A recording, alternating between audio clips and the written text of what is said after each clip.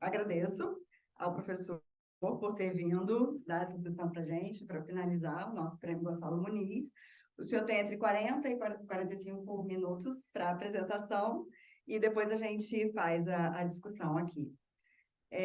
O professor José Carlos Salles, ele é poeta, músico, professor adjunto no Departamento de Documentação e Informação no Instituto de Ciência da Informação da Universidade Federal da Bahia.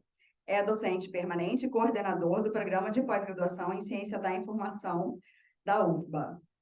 Foi de 2023 a 2025. Doutor e mestre em Ciência da Informação pelo PPGCI da UFBA, e tem pós-graduação em Gestão e Comunicação Organizacional integrada pelo Núcleo de Pós-Graduação em Administração.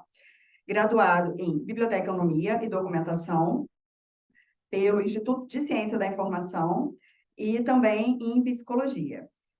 Lidera o grupo de pesquisa do Laboratório de Práticas em Psicologia e Ciência da Informação, suplente do Conselho Acadêmico de Pesquisa e Extensão da UFBA, desenvolveu atividades de docência e tutoria na Superintendência de Educação à Distância, trabalha em pesquisas temáticas relacionadas ao comportamento informacional humano, sujeitos informacionais, necessidades de informação, ansiedade e normose informacionais, psicologia do comportamento, informação e psicologia, mediação e circulação da informação e apropriação da informação.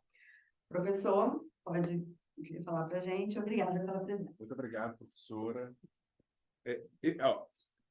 Primeiramente, bom dia a todas e a todos presentes. Vocês conseguem ouvir minha voz tranquilamente? Preciso do microfone? Mas ele falou... Mas acho que consegue capturar. Não, se não, fala no microfone, não tem problema. Não tem tudo bem, então? Então, muito obrigado, professora, pela apresentação. Meu nome é José Carlos Salles. É um prazer imenso estar aqui, compartilhando um pouco da pesquisa que eu desenvolvo no âmbito da ciência da informação, da psicologia, principalmente no grupo de pesquisa que eu lidero, que é o Laboratório de Práticas em Psicologia e Ciência da Informação, que está vinculado ao Instituto de Ciência da Informação da Universidade Federal da Bahia. E quando eu recebi um convite para conversar com vocês sobre duas grandes temáticas que me são caras, a infodemia e a desinformação, eu pensei, bom, eu poderia também trabalhar com os aspectos relacionados a patologias informacionais.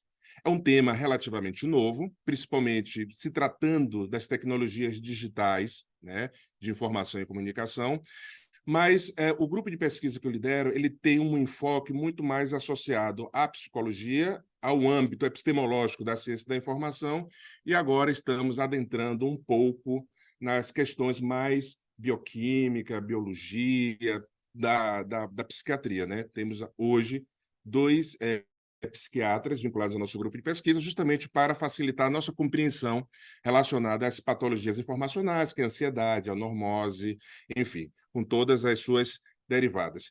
Temos aqui aproximadamente 45 minutos, né, de exposição. Então, o primeiro ponto que eu trago aqui é justamente refletir sobre as possibilidades de entender, primeiro, a desinformação, né, no âmbito da história da humanidade, e a desinformação, se vocês perceberem, remonta desde o princípio lá da pré-história até a contemporaneidade.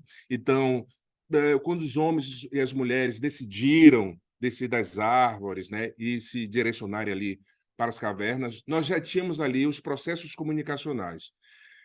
Há um autor que eu gosto bastante, na verdade ele é um historiador chamado Harari, cujo sobrenome é Harari, que ele vai falar que a fofoca é um processo fundamental para a construção do que nós entendemos enquanto os primeiros momentos da desinformação.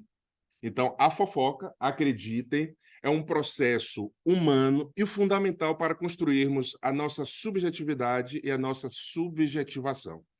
Então, vocês vão perceber aqui que a linguagem humana e os sistemas de signos, aí eu trago um pouco mais da psicologia, da comunicação, assegura a comunicação dos indivíduos escritos em estruturas dialógicas. Então, com o advento da escrita, principalmente um pouco antes, com o domínio do fogo e a manutenção desse fogo, os seres humanos não estavam mais circunscritos ao ciclo do Sol.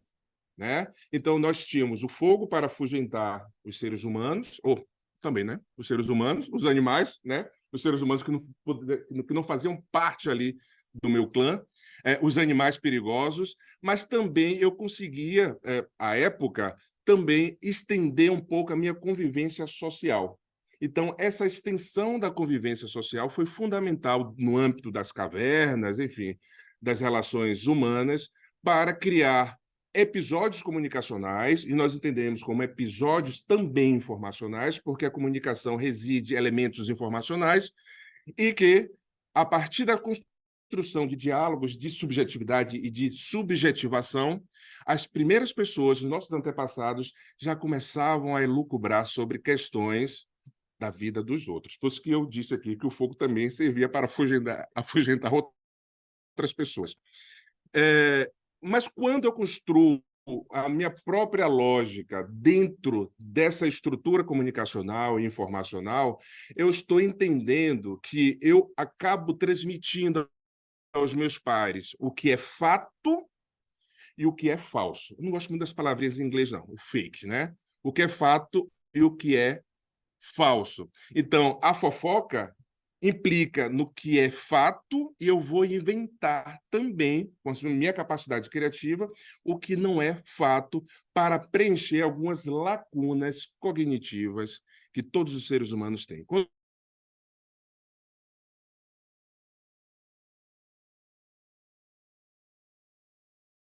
Constituiu a parte essencial do processo de evolução social e facultou a estruturação de considerações relativas, né, a membros inscritos nas comunidades, evidenciando os indivíduos altruístas, os trapaceiros, os colaborativos e os violentos. Então, como eu digo que a fofoca ela foi fundamental, porque eu já trago ali elementos para identificar quem efetivamente contribui com o meu clã, aquele que pode ser um impostor, aquele que vai trazer elementos violentos, aqueles que não contribuem, enfim. A fofoca ela é fundamental. Se vocês perceberem, a fofoca já traz consigo o próprio caráter da desinformação. Então, a fofoca tem esse caráter de desinformar e formar ao mesmo tempo. Então, eu desinformo, eu informo, e essa estrutura que constitui a estrutura humana. No âmbito conceitual, a desinformação aparece como discursos associados ao compartilhamento de informações incorretas, informações falsas. Então, se nós formos da pré-história, passarmos pela antiguidade, a Idade Média, principalmente a Idade Média, né, onde a informação tinha um caráter mais hegemônico, onde as pessoas construíam suas estruturas informacionais, comunicacionais, para engabelar outras pessoas e colocá-las no status de uma estrutura menor, de uma estrutura menos significativa no âmbito social. Então, nós teríamos aí também um caráter da desinformação enquanto controle social. A informação incorreta representa conteúdos alterados, mas transmitidos como verdadeiros. É como se eu contasse realmente uma história, eu acredito nessa história, e a partir do acreditar na história, ela acaba sendo compartilhada entre os pares. Então, a desinformação, ela patente a estrutura humana, a própria cognição dos seres humanos. Aí eu vou incluir mulheres, homens, crianças, idosos, porque nós temos aí essa capacidade de criatividade e de imaginação sociológica para recorrer a uma autora que eu gosto bastante, que é Miriam Goldenberg. Então, temos, em contrapartida, a desinformação, que muitas vezes não tem esse caráter malévolo, esse caráter de prejudicar o outro, a informação associada como uma maldade, que esses dois autores, Ireton e Possetti, eles dizem como a informação má, a má informação. É aquela informação que tem como estrutura prejudicar uma população, prejudicar uma instituição, uma organização ou até mesmo uma pessoa. No final do nosso encontro de hoje, eu vou trazer aqui algumas reportagens, algumas matérias que foram veiculadas desde 2020, de um artigo que nós estamos produzindo, sobre o espectro da maldade, para indicar o caráter prejudicial da desinformação, da informação má ou da má informação no comportamento humano. Então, vocês vão perceber aqui, a partir desse preâmbulo do artigo que nós estamos produzindo, que a desinformação causa, além de prejuízos maciços na sociedade, nas pessoas em si, também prejudica a morte. A nossa preocupação, nesse artigo em específico, é uma pesquisa que nós estamos desenvolvendo, é justamente trazer que a desinformação causa morte nas pessoas. E eu lembro bastante, é um caso que sempre é reiterado na mídia, nos meios de comunicação, o caso de Fabiana de Jesus. Quem lembra aqui? Fabiana de Jesus, lá em Guarujá, não é isso?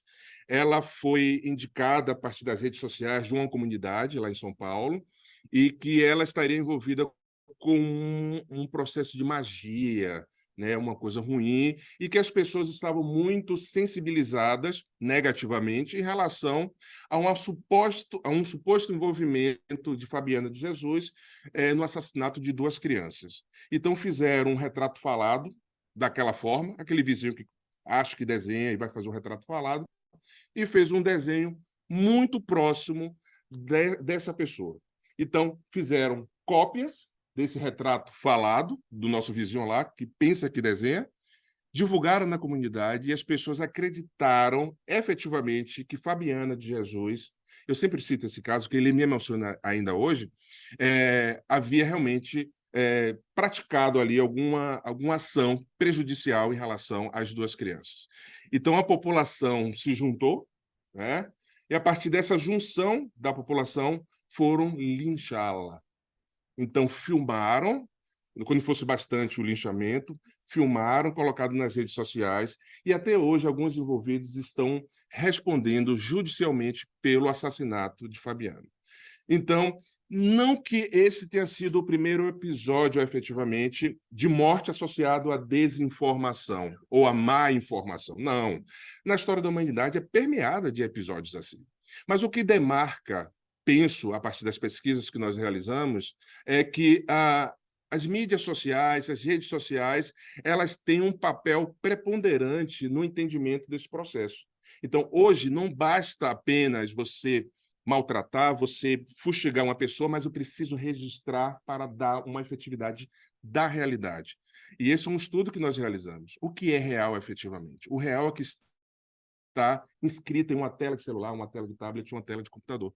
Eu preciso registrar. Eu preciso registrar o meu namoro, eu preciso registrar as minhas festas, eu preciso registrar os meus preconceitos, para que crie aí um segmento mais associado a essa realidade, que é uma realidade digital. Então, logo a exposição que eu farei aqui hoje, na verdade, que eu já estou fazendo, eu trouxe outras matérias para que vocês percebam que a desinformação, ela, sim, é prejudicial, e isso vai na contramão de muitos trabalhos que são apresentados por pesquisadores renomados na área da ciência da informação, alguns na área da comunicação e poucos na área da psicologia, porque nós entendemos que a desinformação, sim, tem um caráter prejudicial associada à má informação, e essa má informação, sim, tem sempre um sentido de prejudicar o outro. Então, essa má informação, ela constitui a informação pautada na realidade, mais orientada a prejudicar as pessoas, organizações, instituições ou países. Atualmente, as informações são direcionadas à maldade, ao desprezo dos humanos, parecem constituir práticas corriqueiras em determinados grupos de reconhecimento de interesse. Isso nós vislumbramos bastante, principalmente nas eleições que aconteceram nos Estados Unidos em 2016, de Donald Trump. Isso ficou patente, principalmente com um conceito que foi uma palavra-chave no dicionário da Oxford, que é a pós-verdade, né? A pós-verdade, ela diferencia um pouco desse processo de desinformação, de infobesidade, é um termo bem interessante, infobesidade, ou de ansiedade informacional ou de normose informacional, porque a pós-verdade ela não implica exatamente em uma desinformação. Ela está associada principalmente aos processos de associar, de trazer elementos emocionais nos discursos estabelecidos, principalmente por líderes políticos.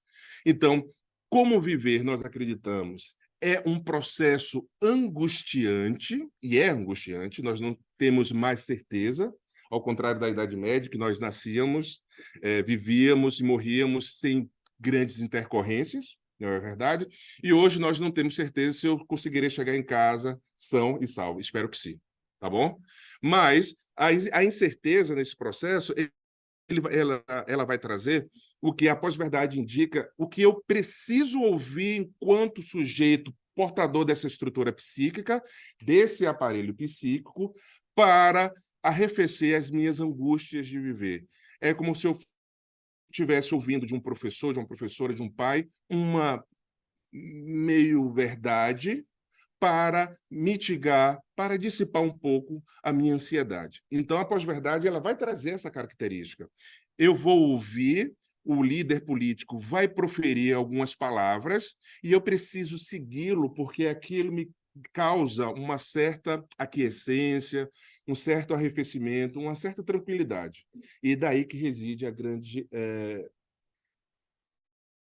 grande prejuízo, eu considero. Porque quando você lida com as questões emocionais e psíquicas, você está lidando com um foro íntimo, algo que é muito mais intrínseco ao ser humano. Aquilo que me toca, aquilo que eu gostaria de ouvir e que eu preciso ouvir para continuar vivo todos os dias e todas as horas que me ocorrem. Então, eles interferem, né, no comportamento humano e prejudicam os indivíduos na sociedade. Aí eu trago aqui, a partir dessa desinformação, um breve relato, e me lembra um pouco, viu, professora, quando eu defendi minha tese, aquele 4 anos que se resume em 30 minutos, tem que correr, mas sem prejudicar, obviamente, a contextualização. Eu trouxe aqui uma provocação para vocês. Como, então, o excesso de informação implica no processo de disseminação da desinformação? Então, nós temos aqui que o excesso de informação é patente à sociedade contemporânea, e tem um autor que eu gosto bastante, que é Giorgio Agamben, ele é um filósofo italiano, que ele vai trazer uma discussão que é efetivamente contemporânea, né? O que é contemporâneo? É aquilo que eu lanço luz de outrora incerteza, mas que quando eu lanço luz nas incertezas, eu tiro o meu foco num elemento outrora também percebido, eu vou criando também sombras. Olha que interessante. A contemporaneidade é você focalizar sua atenção em algo que efetivamente chama atenção, mas quando você focaliza em algo, você já deixa o outro substrato na escuridão. Então, hoje, nós trouxemos aqui o conceito de desinformação, né? Que é a disseminação de informações falsas, imprecisas, enganosas, que tem um caráter intencional ou não intencional. Eu penso que tenha sido mais salutar trazer esses dois aspectos. E a infodemia, aí sim, que vai trazer um aspecto conceitual, que é a sobrecarga de informações desenfreadas e contraditórias que dificulta a obtenção de informações precisas e confiáveis. A infodemia é um fenômeno um pouco mais contemporâneo, principalmente quando nós falamos em tecnologias digitais de informação e comunicação. Hoje, por exemplo, eu estou aqui agora conversando com vocês, né? E a partir da conversa, vocês vão registrando, vocês vão compartilhando. Alguns, não aqui na sala, tudo bem? No auditório, não, claro. Mas alguns podem editar, fazer com que eu diga, não é fazer com que eu diga, mas construir um discurso a partir do que foi dito, longe da contextualização, longe dos processos comunicacionais que eu construí aqui a partir do slide, a partir das informações que eu tenho, e criar aí um dissenso em relação a tudo que foi dito nesse momento. A grande dificuldade da infodemia, principalmente associada às tecnologias digitais, é que há uma sobrecarga sobre um determinado assunto. E isso foi patente, vocês lembram, na nossa história mais que recente, durante a pandemia da Covid-19. Né? Eu lembro que no início eu estava acompanhando todo o processo, todas as matérias que saíam, eu lia, eu criei inclusive uma página em meu site para acalmar as pessoas, mas hoje eu entendo que era uma projeção que eu queria me acalmar para acalmar outra pessoa, e tentando acompanhar todo o processo, havia as notícias falsas de que um determinado hospital estava já com sobrecarga de pacientes, muitos pacientes tinham morrido, etc. Eu tenho 2 pais que são idosos, um tem 90 anos, a minha mãe tem 86, imagina, uma tosse, uma gripe, uma alergia do ar-condicionado, você agora está com Covid, é um problema isso aí. né? Então, eu acabei acompanhando no início, março, abril, quando chegou maio, eu desenvolvi um quadro de ansiedade generalizado, porque eu não conseguia acompanhar todo o processo. Não há como acompanhar todo o processo. Associado à informação, à desinformação, e essa estrutura, como grande guarda-chuva, a infodemia. Essa característica de demia é justamente o que se estende, o que se alastra no processo de compreensão das informações, ou dos processos informacionais, como nós falamos. Percebe? Então, quando nós falamos da Covid-19, nós temos aí de entender que várias informações surgiram cotidianamente, informações que procediam, informações que não procediam, e nós tínhamos ali uma dificuldade de entender o que era verdadeiro, o que poderia ser apropriado em relação à minha estrutura para tomar alguma decisão concernente à pandemia. Então, aqui eu tenho aqui uns pontos que são fundamentais, né? E esses pontos são a propagação rápida, por causa das mídias sociais, as redes sociais em específico, a sobrecarga de informação, confusão e incerteza. Eu trouxe aqui um caso da Covid-19, mas outros casos surgem também nesse decurso dos processos de infodemia. Pode ter uma infodemia muito mais local, muito mais específica, de um público específico, ou uma infodemia no âmbito mais global, como aconteceu em relação à pandemia. E eu lembro, principalmente, uma amiga minha, após a minha crise de ansiedade, ela também desenvolveu uma ansiedade, porque ela acompanhou grande parte, não vou falar todas, a generalidade é sempre perigosa nas ciências sociais, mas grande parte das lives que existiam, dos cantores, das palestras, das falas, de pessoas que se achavam especialistas sobre um determinado assunto, e ela tinha um caderno, aquele de 20 matérias, quem lembra? Hoje tu não tem tablet, né? O caderno de 20 matérias, e ela anotava tudo. E ela falou, não, eu tenho 13 lives para assistir, 13 lives de 2 horas para assistir hoje à tarde, porque eu preciso estar atenta a tudo que está acontecendo.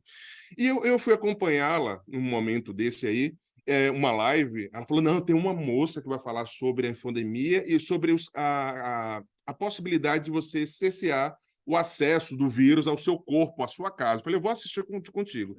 E era uma moça muito jovem, e depois eu descobri que ela era influencer, né? E ela estava falando a opinião dela. E ela é minha amiga, anotando. Eu falei, mas essa não é aquela influência do YouTube, do Instagram, do TikTok? Mas ela tem algum respaldo para falar sobre a pandemia, sobre cuidados com o corpo, cuidados com a família? Ela, talvez, ela tem família. Eu falei, mas é insuficiente. É insuficiente, não é verdade? Então ela foi anotando. Eu falei, olha, você vai desenvolver algum problema como eu desenvolver a ansiedade generalizada. Ela falou, não, né, isso é tranquilo. E aí, 2 semanas depois, ela estava de cama, ainda tentando escrever alguma coisa, assistindo matérias na televisão. O que aconteceu? Eu acabei parando de assistir televisão, acompanhando os jornais, e fui tomar os cuidados. Eu acompanhava sempre o site da Organização Mundial da Saúde. Pronto, é o suficiente. E hoje nós entendemos que quando nós avançamos ou alcançamos outros status, outras esferas, nós temos a competência em informação. Então, eu filtrar o que é importante e o que não é importante para fazer parte da minha apropriação de conteúdos para gerar uma ação concreta, que, nesse caso, garantiria a minha vida. A infodemia, então, ela está associada, como havia dito, a situações de crise, emergência de saúde pública, eventos públicos ou acontecimentos que proporcionam um volume exponencial de informações. Eu lembro que no início, também agora, da guerra da Rússia e a Croácia, né? Ucrânia, Croácia, por que eu falei Croácia? Excesso de informação. A Ucrânia, tá vendo? Vocês estão atentos. A Ucrânia, é, muitas informações foram disseminadas, vários políticos brasileiros se arvoraram a acompanhar o processo da guerra, muitos para se promover, outros realmente para contribuir com a guerra, não era para contribuir com o final da guerra. E uma série de informações foram produzidas muitas delas equivocadas, para enganar ou para criar uma sensação de fantasia de que a guerra efetivamente não acontecia. Não acontecendo, nós poderíamos continuar com nossas vidas cotidianas, né? E aqui nós temos que a situação propícia disso tudo, como nós falamos, podemos ali associar as tecnologias digitais. E isso é muito patente. Você observa, por exemplo, e eu acompanho bastante lá no Laboratório de Práticas em Psicologia e Ciência da Informação, pessoas que compartilham informações, principalmente no WhatsApp, né? E há um movimento psicológico que as pessoas implicam, recorrem, de que eu preciso compartilhar para demonstrar que eu estou o tempo inteiro atualizado. É uma patologia também. Nós entendemos, por exemplo, que a normose, que a patologia do normal, é acreditar que tudo o que acontece é efetivamente normal. Como o tempo nosso hoje é curto, eu convido, inclusive, vocês visitarem o site do grupo de pesquisa, outros artigos que nós publicamos, é acreditar, por exemplo, que cursar o mestrado e o doutorado e não adquirir uma gastrite é um equívoco. Como assim? Você não teve gastrite? Você não teve insônia? Você não teve crises nervosas? Então você não fez mestrado nem doutorado. Eu, por exemplo, eu consegui, foi um mérito meu, tá bom? Uma pangastrite moderada. Ótimo. Eu consegui fazer um mestrado e um doutorado. Tá ótimo. Eu consegui. Então, essa normose é acreditar que, efetivamente, tudo que acontece no âmbito acadêmico, se não adoecer, você não vivenciou o mundo acadêmico, né? Você não produziu, você não participou de eventos, você não publicou, você não conversou, né? E essa normose também recai sobre o que nós entendemos dessa ansiedade informacional. Hoje, eu estou muito mais atento em relação ao que nós consideramos normal, e essa normalidade é o que me preocupa. Eu lembro que com o finalzinho do estado de crise aguda da pandemia, não, o novo normal, e aquilo me dava uma angústia. Falei, Deus do céu, se esse for o novo normal, eu prefiro continuar no estado da grande pandemia. Porque as pessoas continuaram, não, agravaram. Ficaram nervosas, impacientes, principalmente no trânsito, o vizinho, a vizinha, e tudo isso vai, perdão, vai reverberar em nossa saúde mental, em outras dimensões da nossa estrutura psíquica. Diante disso, o que nós temos? Esgotamento, exaustão, estresse, crise, irritabilidade, cansaço, pressão, frustração. Características e transtornos que ninguém aqui da sala tem, né? Ninguém do auditório tem. Com certeza. Alguém riu aqui? Mas por quê? Ninguém tem, as pessoas estão mais tranquilas. Muitos receberão um prêmio aqui agora, né, como reconhecimento da investigação, mas é improvável, eu não gosto da palavra impossível, mas é improvável que nós não tenhamos uma patologia ou um transtorno expresso aqui em nosso perfil do rapaz que está indicando aqui, né? A frustração, a doença, e tudo isso implica. E nós precisamos ter uma alta performance, ser um bom filho, uma boa filha, um bom marido, um bom esposo, precisamos ser um bom amigo, um bom vizinho, precisamos atender com todas as prerrogativas, as exigências sociais. Então, tudo isso vai trazer o que nós entendemos enquanto patologias informacionais. Essas patologias informacionais, elas têm uma implicação direta na saúde e no bem-estar dos indivíduos. Claro, né? Nós estamos aqui no Laboratório de Práticas, lá em Psicologia e Ciência da Informação, trazendo uma discussão, um debate, na verdade, com alguns psiquiatras, com alguns psicólogos e alguns cientistas da informação, para indicar, será que efetivamente nós estamos tratando de patologias informacionais ou transtornos informacionais? Se vocês recorrerem, vocês sabem muito mais do que eu, ao conceito de patologia, você vai ter lá as implicações bioquímicas, né, as disfunções morfológicas, e os transtornos avançam um pouco mais. Os transtornos podem não ter uma ordem bioquímica, uma ordem orgânica, mas sim um transtorno como um elemento estritamente psicológico. É quando nós conversamos com os nossos amigos, falam assim, olha, eu estou tão angustiado, uma falta de ar. Falar, não, mas isso é bobagem, isso é psicológico, como se fosse o segundo plano. Não, psicológico e orgânico têm as mesmas estruturas, até porque nós estudamos que o corpo não pode estar associado do espírito, da nossa subjetividade, do nosso psicológico. Isso advém, todos nós sabemos, da modernidade e dessa celeuma que existia, né? Dessa dicotomia do corpo, mente, do espírito e da materialidade, né? Então, o que que nós temos diante dessas psicopatologias ou das patologias informacionais? A sobrecarga informacional, a desinformação e notícias falsas e a dependência tecnológica. Sim, até consultar o tempo inteiro o WhatsApp para saber quem mandou alguma mensagem, um Instagram, para saber quem está mais feliz do que eu. Às vezes eu consulto. Acordo de madrugada, eu olho o Instagram e falo, está mais feliz do que eu, que viajou. Aí quando vou ver, foi um TBT de 5 anos. Falar, não está tão feliz não, que eu vou fazer uma viagem agora, então estou em vantagem. Então, isso cria já uma estrutura psíquica, sério, isso cria uma estrutura psíquica de competição, porque as redes sociais, que nós trabalhamos aqui com a infodemia, ela trabalha com um fator recompensa. É o fator recompensa. Nós postamos uma fotografia, uma frase de efeito, né? Essa semana eu li não sei se chega a ser meme, né? Fala assim, ao invés de você postar versículos bíblicos, não torne a vida do outro um inferno. Já é o suficiente. É verdade. Deus proverá. Quem for por Deus, quem será contra ele? Sabe? Então, não transformando a vida do outro no inferno já está de bom grado e já é muito bom nesse sentido. Brincadeiras à parte, mas é verdade. Eu, quando escrevi a minha tese, eu não conseguia. Isso era um fator de ansiedade formacional. Eu não conseguia escrever um parágrafo, uma oração, um período, sem consultar minuto a minuto o WhatsApp. Eu não conseguia. Me dava uma angústia, uma ansiedade. Eu falei, eu preciso saber quem mandou mensagem para mim. Ninguém mandou mensagem para mim, né? É porque a escrita de tese e dissertação é uma escrita solitária e de um TCC também, da graduação e da pós-graduação. Vocês que passaram por isso, é um processo, é uma atividade solitária.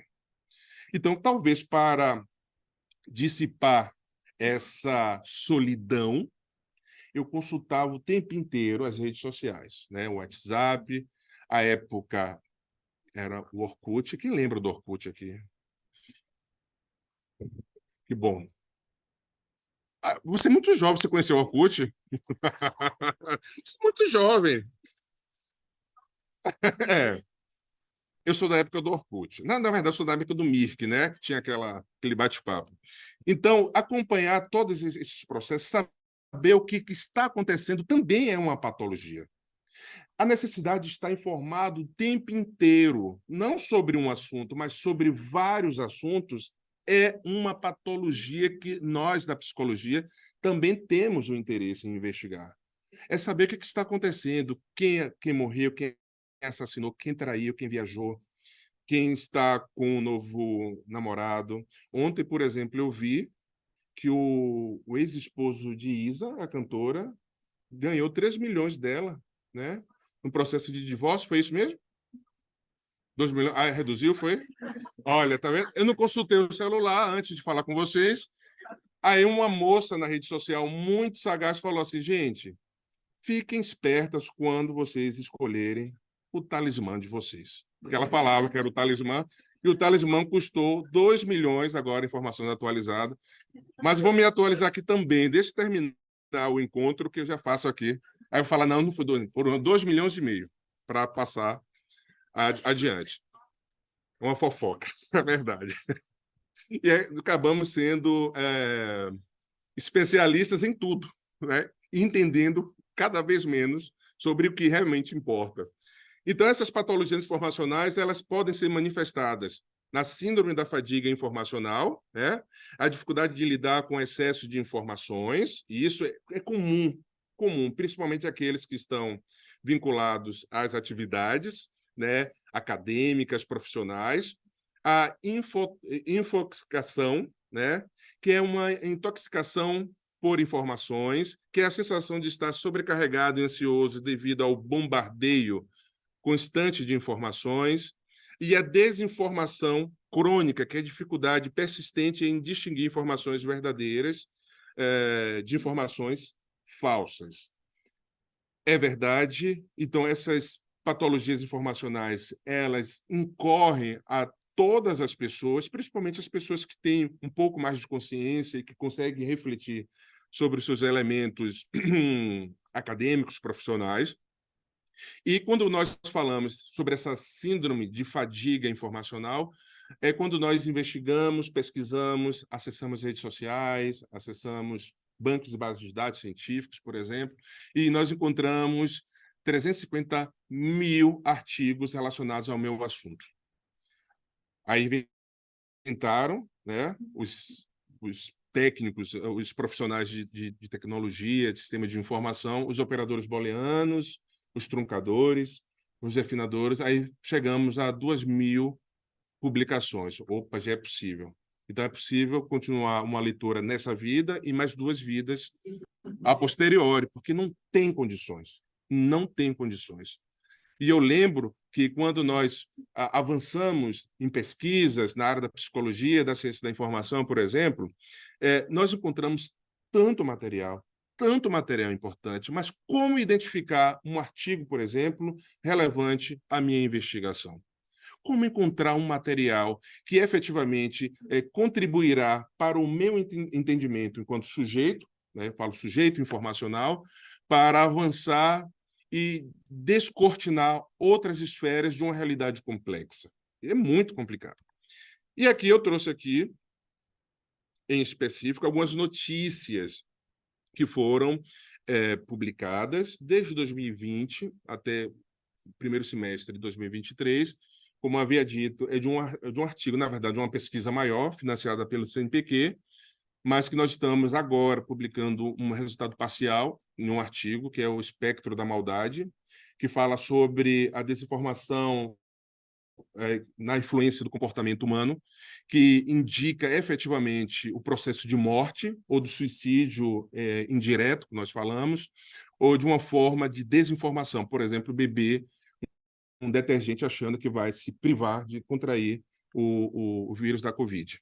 Percebe? Então, nós temos aqui ingestão de álcool para a falsa cura contra o coronavírus já matou 300 no Irã. Vocês lembram dessa matéria? Se você sabe que o Irã é proibido o consumo de bebida alcoólica, circulou nas redes sociais de que o álcool que é utilizado, acho que em carro, o etanol, né? Poderia cercear esses indivíduos do contágio pelo coronavírus. As pessoas foram para os postos de combustíveis, compraram, ingeriram e morreram. Mais de 300 pessoas estavam envolvidas. Em Nova York, tem 30 chamados por ingestão de desinfetante. Melhor prevenção é a higiene. Tem um caso em específico de um pai e um filho que ingeriram detergente porque algumas informações que circularam nas redes sociais, olha, novamente as redes sociais, que tem a infodemia, a desinformação, direto, não teve a intenção, obviamente, mas acabaram morrendo. Médicos da Índia pedem para que as pessoas do país não usem esterco bovino contra a Covid-19.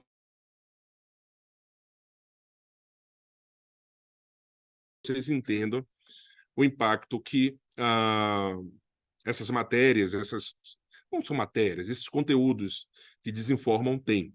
O Brasil lidera a desinformação sobre o número de casos e mortes por Covid no mundo. Isso aqui, né, coronavírus, um menino de 5 anos que ficou cego e outros efeitos trágicos das informações falsas sobre a Covid-19. Estudo brasileiro sobre cloroquina, a famosa cloroquina, hidroxicloroquina, ivermectina. Vocês lembram que um coquetel era perfeito, né? Perfeito para a morte. As pessoas perdiam as funções renais, as funções do fígado, né?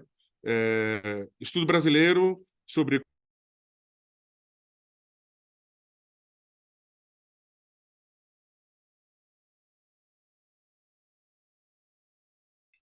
Diante disso, eu não trouxe apenas tragédia em relação às patologias, à infodemia e à desinformação.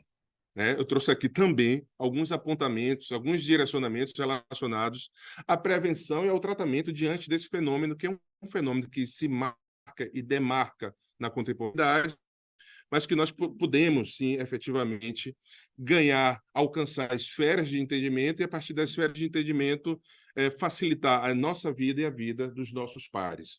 Principalmente o letramento informacional, juntamente à educação. Nós estudamos lá na ciência da informação, competência em informação, que significa a capacidade de ter, de perceber uma necessidade informacional, a partir dessa necessidade, buscar as informações em bancos e bases de dados científicos, obviamente, e a partir dessa busca, apropriar-se das informações e gerar uma ação. Em linhas gerais, é exatamente isso. A alfabetização midiática e o uso consciente de tecnologia. Esse aqui eu considero um grande desafio, né? O uso consciente da tecnologia, porque o tempo inteiro nós estamos vinculados ou estamos diante de uma tela, ou do computador, ou do tablet, ou do celular. Nós trabalhamos com esses aspectos. Eu lembro que há 2 semanas, foi 2 semanas, há 2 semanas recebi uma ligação de uma colega de vocês, a professora Natália, né, Natália Machado. Eu estava viajando, está aqui presente? Tudo bom, querida? Eu estava viajando e é com a minha mania, Natália, de eu acessar o tempo inteiro lá o WhatsApp. E tinha porque eu tenho 2 WhatsApp, o pessoal e o WhatsApp profissional. Aí eu fui acessar o WhatsApp profissional nas férias, aí tinha uma mensagem, aí nós conversamos, eu aceitei prontamente, claro, compartilhar um pouco mesmo do que eu sei com vocês sobre as temáticas que estão sendo desenvolvidas aqui. E os possíveis caminhos para a saúde mental, já chegando ao final, viu, professora?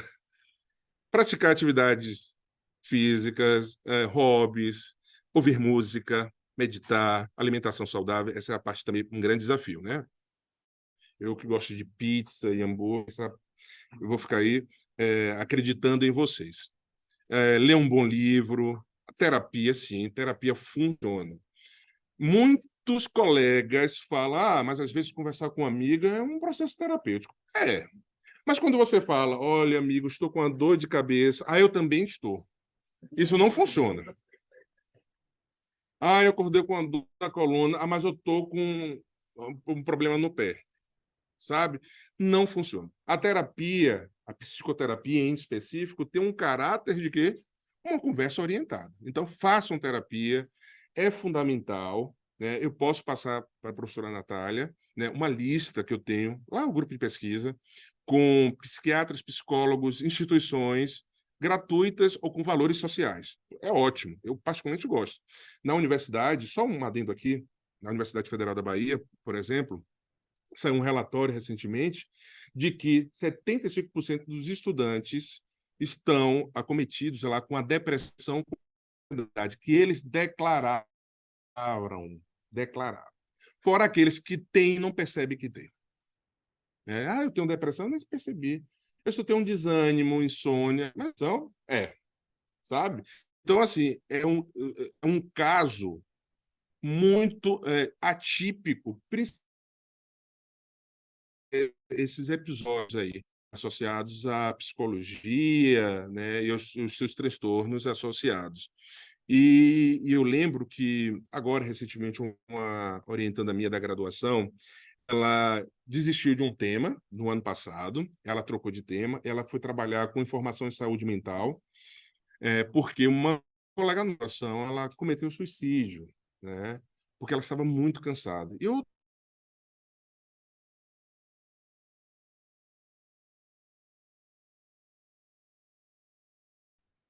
sabe? Então, assim, será que essa patologia do normal, ela tende a implicar o tempo inteiro em nossas vidas? Por que não tecer outras perspectivas, outras nuances para que nós alcancemos efetivamente outros status, outras esferas de compreensão? Bons amigos, funciona, e atentar para os primeiros sinais de ansiedade. Principalmente essa semana, eu gosto sempre de trazer os casos, porque os casos sedimentam o que é discutido, né? O que é narrado efetivamente. Essa semana eu me senti um aperto, uma coisa estranha. Eu falei assim, opa, alguma coisa está acontecendo de estranho. Só que eu não percebi efetivamente o que era. Não que eu sirva de referência, não, eu não sirvo mesmo de referência, minha referência é só para comigo mesmo. E eu fui analisando, eu cheguei a uma conclusão de que eu preparei uma disciplina para um curso EAD da UFBA em um dia. Falei, claro, Zeca, claro que você vai ter elementos de ansiedade, porque você preparou uma disciplina que um professor prepara em um mês, talvez, que é uma disciplina EAD que você tem que pensar em todos os passos, da agenda de estudo ao vídeo, que eu não entreguei ainda, vou entregar segunda-feira, né? Falei, não, vou parar um pouco. Vou assistir uma série. E fui assistir uma série lá na televisão. Então, perceber-se, reconhecer-se e reconhecer, sobretudo, os nossos limites. É muito importante.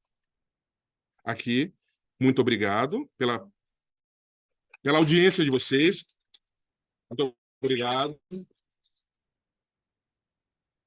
Aqui é o meu e-mail, o meu site, visita o meu site, é bem bacana. Ah, vamos merchandising já. Visita o meu site, não tem venda de livro, o meu livro, mas você não precisa comprar, não. Tá bom? Mas tem informações interessantes de eventos, de atividades acadêmicas, e aqui são as minhas redes sociais. Mas vocês podem adicionar e não precisa ficar o tempo inteiro lá acompanhando, não. Tá bom? Porque nós falamos aqui justamente o contrário, que essa infodemia pode efetivamente interferir em nossa saúde mental. Muito obrigado, gente.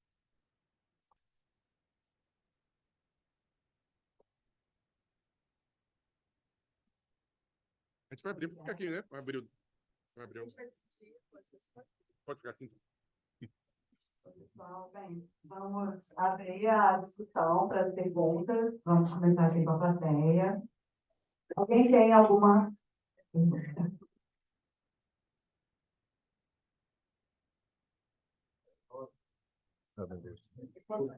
Bom dia. Bom dia. Primeiramente, agradecer pela palestra. Eu queria perguntar o seguinte: eu observo que existem tendências culturais e comportamentais que variam com as diferentes gerações, né? Então, a gente ouviu muito falar da FOMO, Fear of Missing Out, então, o Isso. medo de estar de fora de alguma coisa, que eu acho que é algo muito geracional.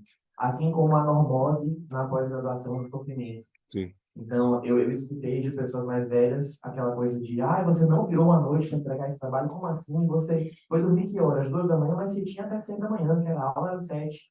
Então, eu acho também que é geracional. Queria saber como é que eles não enxergam essas diferenças geracionais e como as novas gerações, chegando nisso, como é que esse ambiente se transforma com isso. Qual é o seu nome? Leonardo. Leonardo, nós temos um debate muito salutar no âmbito da ciência da informação, porque nós pensamos que as tecnologias realmente, principalmente as tecnologias digitais, né? Porque a gente fala sempre tecnologia da informação e comunicação.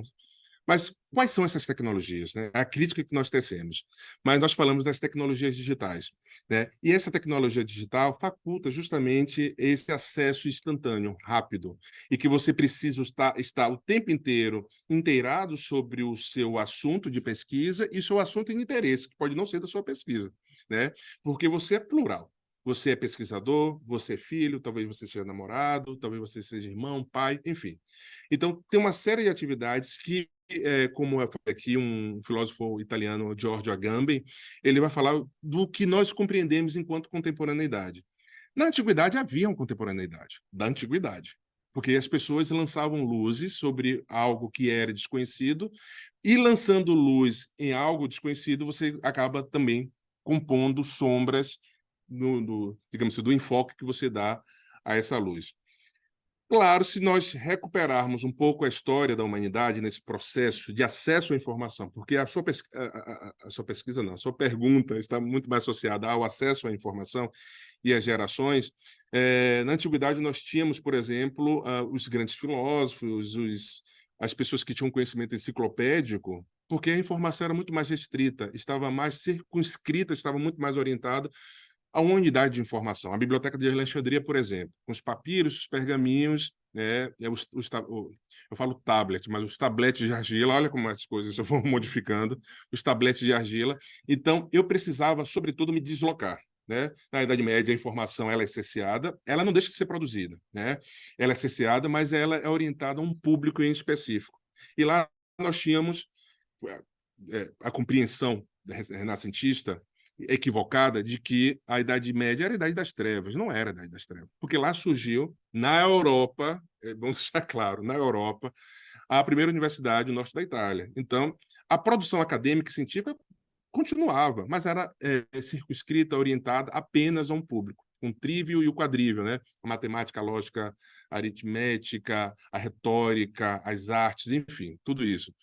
Já na modernidade, né, ali com o Renascimento, você vai ter já uma informação científica, você vai ter uma compreensão mais da contemporaneidade da época, porque as pessoas tinham mais acesso, um pouco mais de acesso às informações, por causa da formação dos primeiros burgos, a necessidade de questionar, principalmente, os cânones da Igreja Católica. Eu precisava questionar para acumular o capital e não ficar apenas direcionada a uma instituição, né, que era a igreja, para o acúmulo desse capital. E quando eu falo, principalmente com os discentes de graduação e pós-graduação, que nesse período a literatura pornô teve um efeito assim fantástico, porque as pessoas...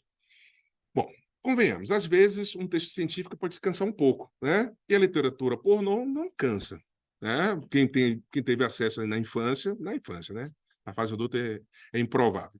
Mas vai trazer ali as histórias, o que a moça disse, né? As metáforas, a varinha de condão, etc. Então, tudo isso vai despertar o interesse da contemporaneidade da época para alcançar esferas de letramento, tá certo? Então, eu vou me informar, né, exclusivamente a partir da minha história, do meu tempo, do meu espaço, para compreender o que efetivamente traz.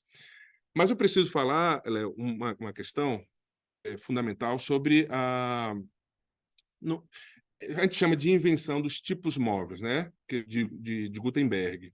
Mas você vai pesquisando, vai descobrir que na China, um pouco antes, já tinha essa imprensa de tipos móveis, né? Você tinha as letras que você ia configurando e não mais os escribas, né? As pessoas que escreviam, os copistas, estavam ali para reproduzir os livros. Não. Agora eu poderia A, B, C, compor essa publicação. Aí vem digamos assim, uma primeira explosão informacional, porque antes era apenas os copistas. Agora eu tenho uma forma de reproduzir os livros, principalmente a Bíblia, e a literatura pornô, claro, nesse processo. Olha que coisa estranha. A Bíblia de um lado, a literatura pornô do outro.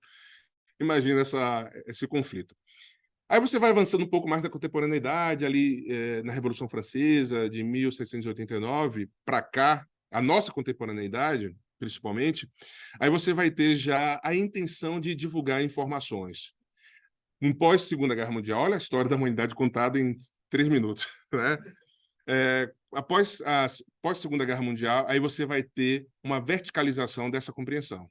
Aí sim, a informação de cunho estratégico, militar e acadêmico, a ciência é financiada para fins bélicos mesmo, né, à época, e você vai perceber que essa explosão informacional ela foi fundamental e manter-se informado era um insumo estratégico estritamente assim relevante para a sociedade. E daí, desde então, a gente vai encontrar agora, principalmente com as tecnologias digitais, potencializada, exatamente. Porque hoje eu não estou mais circunscrito ou limitado a uma unidade de informação.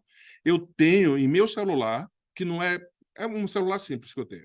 Eu tenho bibliotecas, eu tenho arquivos, eu tenho artigos.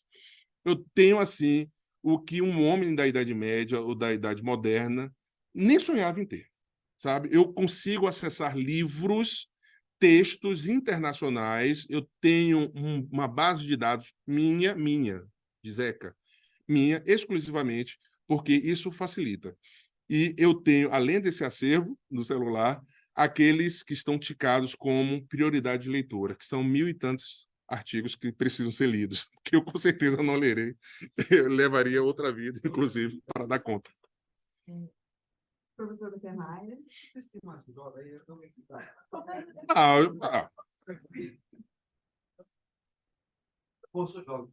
Pois é, Jorge, jovem mais tempo, está valendo. Bom dia, querido. Realmente, privilégio sobre a apresentação.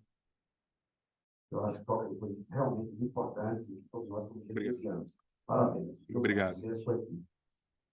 Eu só vou colocar um exemplo, quando você falou do estresse. Tem um trabalho do professor Leopoldo de Beis. Valéria, acho que está aqui na plateia. Você lembra dele, né, Valéria? O professor Leopoldo de Beis fez um trabalho maravilhoso, onde ele mediu o cortisol do estudante de mestrado, quando ele começava o curso e chegando à defesa. Aí o cortisol já estava. Eu preciso desse artigo. Fala entre os dois aí. Daqui a pouco ele defendia o mestrado, aquela festa, o cortisol ia para baixo. Aí o cara fazia o doutorado, o cortisol ia subindo novamente. Então, realmente, uma situação tensa. Quanto a essa coisa que o Leonardo falou, Leonardo, fique tranquilo. Geralmente, as pessoas mais velhas ficam sempre, na minha época era mais difícil, era coisa para você, está tudo fácil. Não é verdade. Eu, por exemplo, quando comecei a fazer pesquisa aqui, que sou filho de 1981, o trabalho era interessante, era eu e ele, ele orientando, e eu tinha que fazer todas as etapas do trabalho. Então, eu tinha que pegar o camundongo, eu tinha que infectar camundongo, sacrificar camundongo, perfundir, tirar isso, tirar os ovos. Eu fazia tudo. Hoje não, trabalho em equipe, é uma coisa mais inteligente.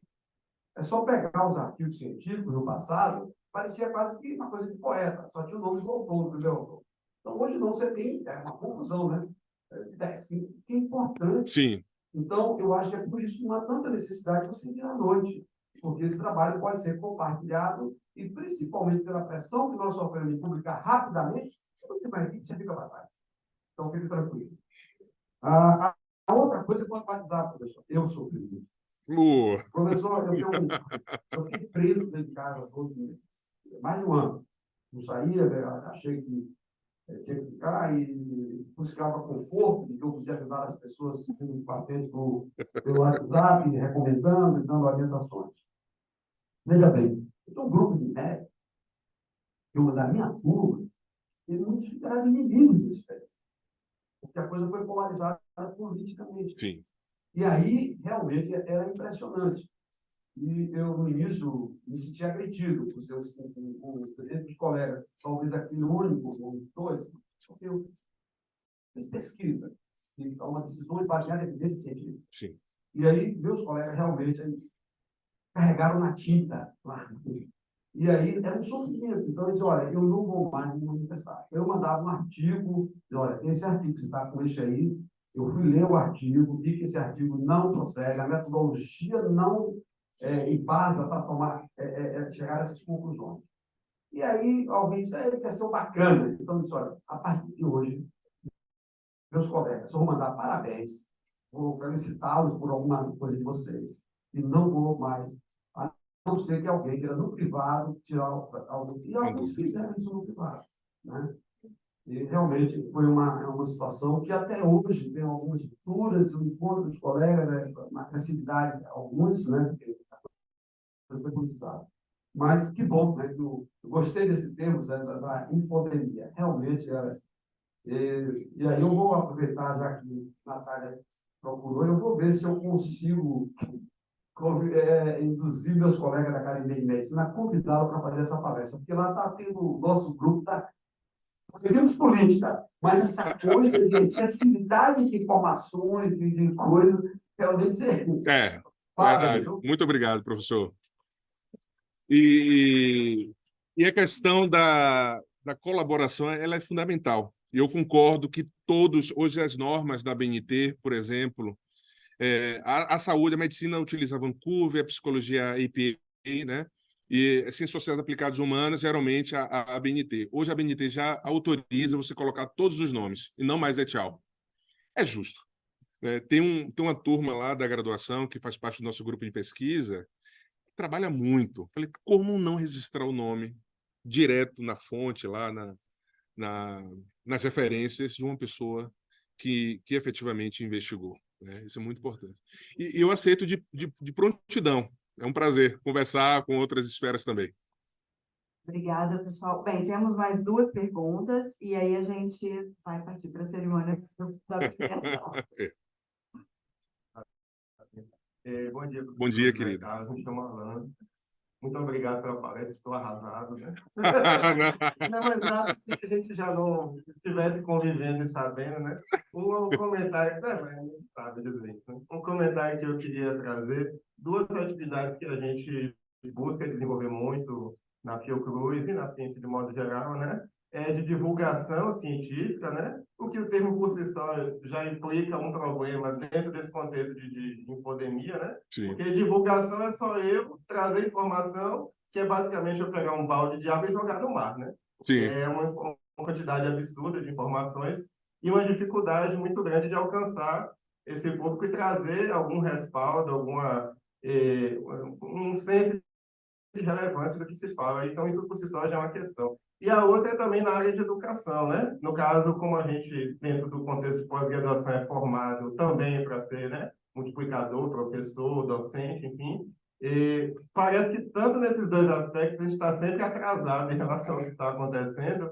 Então, a gente ainda está enfrentando o problema do modelo conteudista, que era do século passado, quando, na verdade, já está duas casas à À frente, frente. em termos de que, se eu trago informação, por exemplo, eu vou dar aula de biologia celular, tem muito aluno que vai simplesmente pensar, eu vou aqui ocupar esse espaço, essa cadeira, fingir que estou assistindo, quando chegar em casa eu ligo o TikTok, eu ligo o YouTube, eu ligo tal, e aí sim que eu vou aprender através de determinada forma. Então, isso por si só, quer dizer, aprender ele na visão dele, mas de Sim, repente o sim. conteúdo tem uma dissonância, né, com a realidade, mas dentro desse contexto que tem essa dificuldade, e às vezes a gente tem um pouco a visão de que simplesmente utilizar a tecnologia do Instagram, do TikTok, do que for, é se inteirar e não é, porque não é se comunicar na mesma linguagem, não é realmente alcançar esse público, e aí me gera essa angústia, eu queria tentar puxar o debate um pouquinho nesse sentido.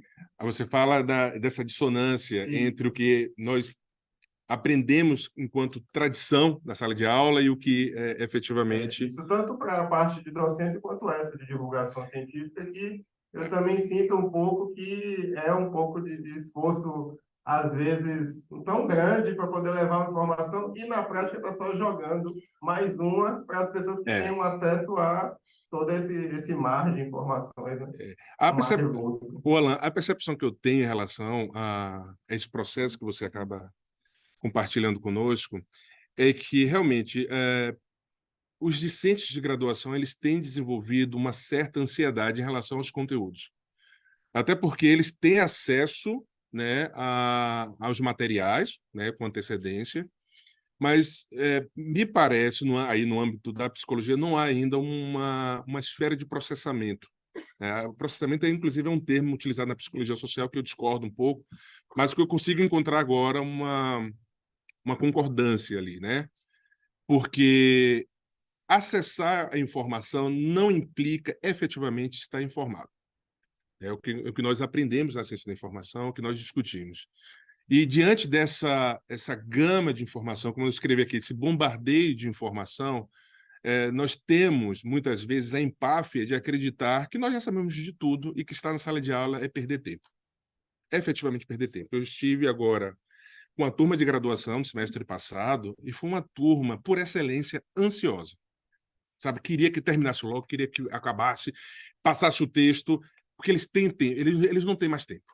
Eles são jovens de 18, 19 anos, eles não têm tempo. Aí o professor velho aqui vai ter tempo para entender quais são os meandros, os mecanismos que vocês entendem enquanto ferramentas plausíveis para o aprendizado, como você mesmo disse, Alan, o TikTok, né? Muitas vezes o discente acredita que aprende pelo TikTok. Com a dancinha lá, eu aprendi mais do que com um professor que teve uma dedicação, vocês sabem disso, a dedicação do tempo de pesquisa, de gastrite, de refluxo, de outras patologias mais de cunho biológico, e que é tudo muito enfadonho, tudo é muito chato. E nós temos aí, do outro lado, de criar estratégias e mecanismos para tornar cada vez mais, no âmbito educacional, como você mesmo disse, os encontros, não falo aulas, mas os encontros mais interessantes, né? Então, as práticas, eu aprendi prática. Era laboratório de informática, nós temos um jardim lindo lá no Instituto de Ciência da Informação. Pessoal, vamos descer agora, vamos aprender taxonomia na prática. Olha a árvore, olha a formiga, olha a planta, eles ficavam assim. Eu falei, é isso. É outra geração. A minha geração, Eu lembro, viu, Alan, eu gosto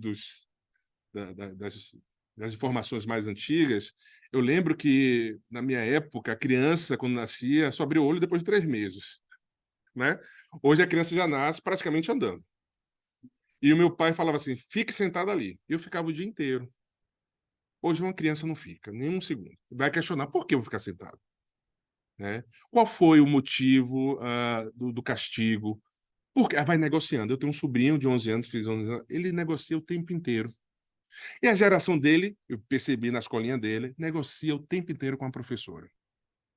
A hora de bola é a hora de bola. Não, mas por que não pode ser agora? Eu estou com vontade agora. As necessidades precisam ser cumpridas à mercê dos desejos. É aí que reside o grande desafio nosso. São distanciamentos e aproximações de gerações, né? A gente está numa zona mais híbrida. Você falou do século passado. Eu falei, gente, eu nasci no século passado. Falar hoje com meu sobrinho, eu falei, eu nasci no século passado, me respeite. Ele não vai entender o conceito do século passado porque ele nasceu em 2012, sabe?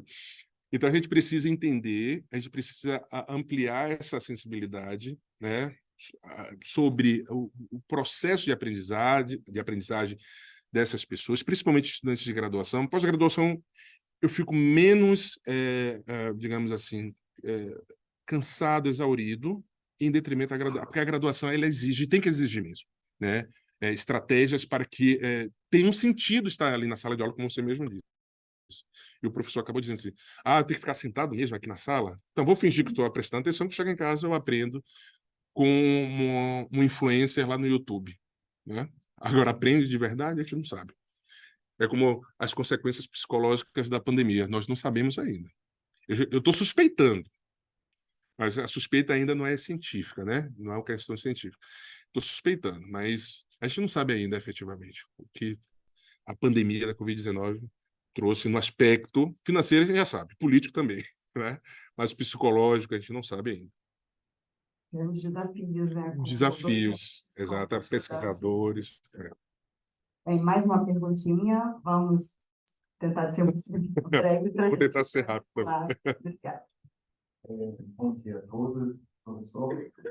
Ah. Então, parabenizá-lo pela palestra, Obrigado. pelos conteúdos de forma bastante claras. A minha questão é o seguinte, eu sou um próprias qualidades fundamentais.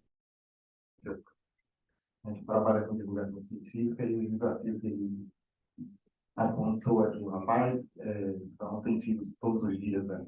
Então, a minha questão é o seguinte, o senhor fala de algumas alternativas, né, que foram são empreendidas há algum tempo, né, sobre como um enfrentamento à infodemia ou à desinformação, ou ansiedade mesmo, apontando para a questão da educação informacional e midiática. A minha questão é que fatores esses elementos são utilizados ainda, com várias discussões sobre a sua eficácia, né, efetividade, e a minha questão é que fatores, quais se existem, né, já foram identificados fatores psicológicos e se tornam barreiras para essas atividades. Né? Que elementos fazem com que algumas pessoas ou alguns grupos se tornem menos suscetíveis a essas ações. Professor Brotas, né? Nós temos algumas pesquisas relacionadas tanto na ciência da informação quanto na psicologia, né? Na educação, temos algumas investigações relacionadas a um termo muito interessante chamado os nativos digitais, ou os aborígenes digitais, aquelas pessoas que nasceram já no âmbito das tecnologias digitais de informação e comunicação.